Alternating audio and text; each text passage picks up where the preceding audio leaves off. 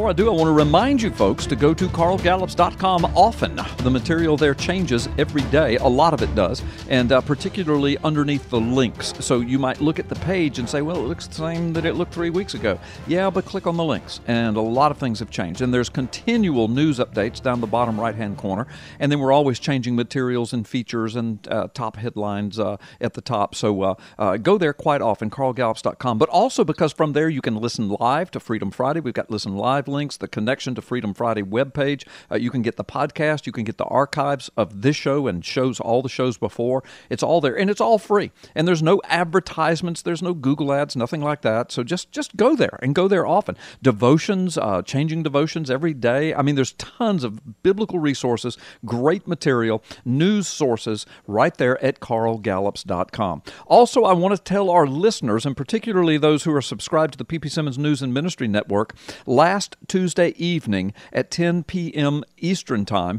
I was scheduled to be on Trinity Broadcast Network, TBN, with Pat Boone on Praise the Lord Live. Now, I was filmed before a live studio audience a couple of weeks ago, and then that show was scheduled to be shown last Tuesday evening at 10 p.m. Eastern Time. Well, for those of you that tuned in and tried to watch it, you discovered that that wasn't it at all. And so we frantically contacted TBN that night and found out that they had preempted that show, as well as the shows before it and several days before it, because of some new stuff they were running. But anyway, this coming Tuesday night, 10 p.m. Eastern Time, that segment with Pat Boone, Praise the Lord Live, is scheduled to be aired. And so I'm supposed to be in that segment for those of you that care to watch it, and I wanted to make sure that you heard that from me. That's what happened. And I contacted the folks at P.P. Simmons. I said, hey, man, spread the word all over Facebook and YouTube and everywhere else, and they did. But I know some people still didn't get the message, and I apologize for that. I had nothing to do with it, and TBN has apologized to me as well for the inconvenience. But the bottom line is it's this coming Tuesday evening. Mike Shoesmith, are you with us? I am, sir. Good. Happy to be here on board, Captain. Well, it's good to have you with us. Mike Shoesmith, of course, is the executive editor of the P.P. Simmons News and Ministry Network and a correspondent of mine out of Toronto, Canada, here on Freedom Friday, and has been with me since the beginning. He's also an author and a syndicated blogger. Mike, listen, so you've got a lot of stuff to bring to the table today, but one of them is Meghan McCain, John McCain's daughter. She made some pretty astounding statements here recently that gave us some inside insight. Tell us about that and your commentary on it. I don't think it could ever be accurately stated about me, Carl, that I am the world's biggest Howard Stern fan. Yeah. Although I do like to monitor his guest list. I mean, he does have millions of listeners, and so when people have something to promote, they do try to get on his show because he does have a large audience. Which is, if you think about it, that's kind of an indictment against society at large. Yeah, I know. I was thinking the same thing as you were saying that, but go ahead. Right, but sometimes Donald Trump likes to make an appearance once in a while, and he does class up the show quite a bit. It's always great to hear him on there. But Meghan McCain, daughter of John McCain, who ran for president in 2008, she was very instrumental in the campaign, by the way. She was up front and center during the whole thing. She has a very close, very tight insider circle view of what happened in 2008. And she came on the Stern Show to promote a new TV show that she's launching, wherein she's the only conservative. And that, we'll get to that in a second, but that is very disturbing. Yeah. She's the only conservative on the show. Yeah, and she's not that conservative. But anyway, go ahead. It almost makes you weep. I know. And mourn the loss of conservatism in the Republican Party. Right. It really did to me anyway. I found myself bowing my head as I listened, thinking, if this is the future of the conservative part of the Republican Party, then a revolt is in the wind. Right. Because conservatism is dead in the Republican Party. If she's the lone conservative as a member of the Republican Party on this TV show, right? I mean, throughout the entire interview, let's just jump right into this here. Throughout the entire interview with Stern, every other word out of her mouth was the F-bomb. Yeah. She's a foul-mouthed young woman. Just the word lady, I don't think could even apply to this woman. Right. And she, conservatism, as Margaret Thatcher, who was a real lady, once said, the facts of life are conservative. It's not just a matter of you want small government. Conservatism is a way of life. Right. And acting the way she acted on the Stern Show is not conservative, and it's not conservatism, and it's an embarrassing. She's an embarrassing representative of the Republican Party and the conservative movement as a whole. So is her father. In my humble opinion, I mean, he is hypocritical. He's duplicitous. I can't think of all the adjectives here, but her dad. I've never been impressed with him. I mean, he is a rhino to the hilt, and so here she is. She's kind of like her father on steroids, isn't she? Well, are you saying that it was not a windy day when the apple fell from the tree? It was not a windy day. It did not fall far from that tree. It's laying right. It's laying right at the trunk. Right now, if you had a daughter, Carl. Let's say your daughter, she's 30 years old, just like Meghan, and she goes, now this is your daughter we're talking about, and even my daughter, but let's, for the sake of argument, say it's your daughter. Okay. She's brought up in a conservative Christian household. She goes on Howard Stern, and she's asked the following question. Miss Gallups, we're going to give you a choice of 3 people to have sex with, Bill Clinton, George Bush, or Barack Obama. You have to choose one. Which one will you choose? What will your daughter say? Yeah, good gracious. Carl Gallups, what would your daughter say? I pray she'd just hang up the phone. Oh, hell, she was in studio. But okay. Now what my daughter would say, and I would expect her to say, and I believe she would, and I have 3 daughters, what either 3 of them would say was, excuse me, but I'm just not going to dignify the question with an answer. Of course. I mean, let's just move on here. But what do you think Meghan McCain said? She chose Barack Obama, by the way. Uh-huh. Now, let's move on to this, because this is the fascinating aspect of all of this.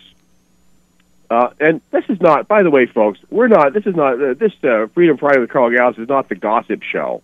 It's not gossip. This woman is a representative of the conservative movement within the Republican Party. And she's a disgrace.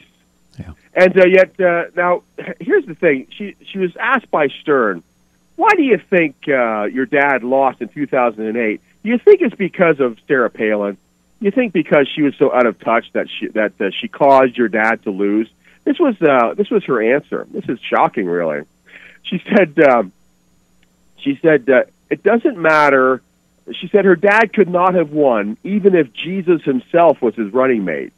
She said because Obama was too Christ-like in the eyes of the people. There you go. Which is what you and I have been saying for years, and people have been making fun of us. And now Meghan McCain, the conservative representative, has said basically what you and I have been saying.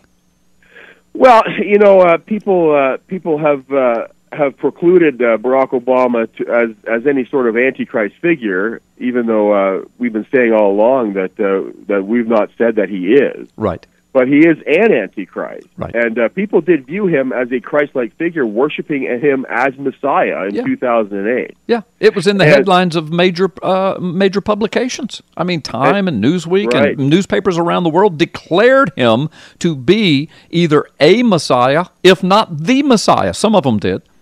Sure, and now we have Meghan McCain, daughter of John McCain, coming out and saying, "Look, he was the Messiah to too many people." And even if Jesus himself was his running mate, McCain's running mate, she said there's no possible way he could have won that. Right. Because and it wasn't because of Obama's platform. It wasn't because he won the people over with his talking points. Right. She said it was because he was too much like a Christ figure. Yep. I mean, people need to wake up to the reality of this. Well, there were several leaders in the black community that called him the Messiah, called him the Christ. There was the comedian, who was that? Was it Fox? Yeah. Said that. And then, of course, Farrakhan gave a big speech before a huge crowd of folks and declared him to be the Messiah. The Messiah is now speaking. He is now speaking. Yeah. Wow. You know, and so this just really does confirm what we've been saying all along at ppsimmons, that even though we're not saying that he is the Antichrist, he is certainly a candidate. I mean, even go ahead. Yeah, no, I can't wait to see that movie now, because he's talking about an Islamic Mahdi, Islamic Antichrist, and they're looking for the Islamic Jesus to show up, and Yeah. And at the end of the day, you know, we're just saying, look, Barack Obama has said in his own writings that should the political winds shift in an ugly direction, I will side with the Muslims. Yeah, he has said that in writing. Yeah, yeah. Right, and friends of yours and mine, and I haven't got permission to use their name, but friends on the inside are saying that Barack Obama is a Sunni infiltrator into the U.S. government. Right. Yeah, and I've been screaming that for years.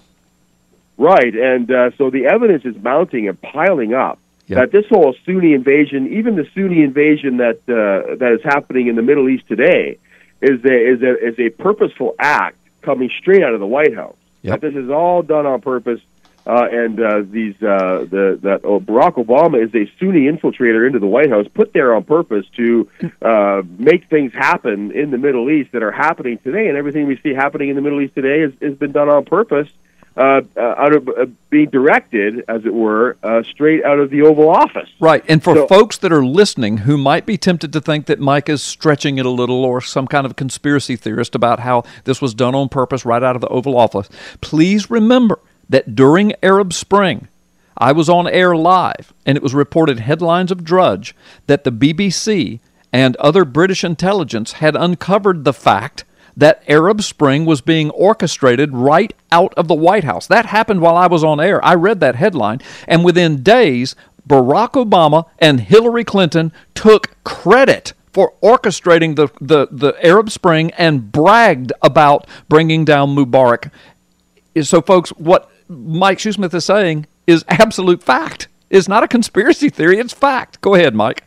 Well, and now we have Imam John Kerry. He's out there saying that criticizing Islam and denigrating the Islamic religion is akin to rape.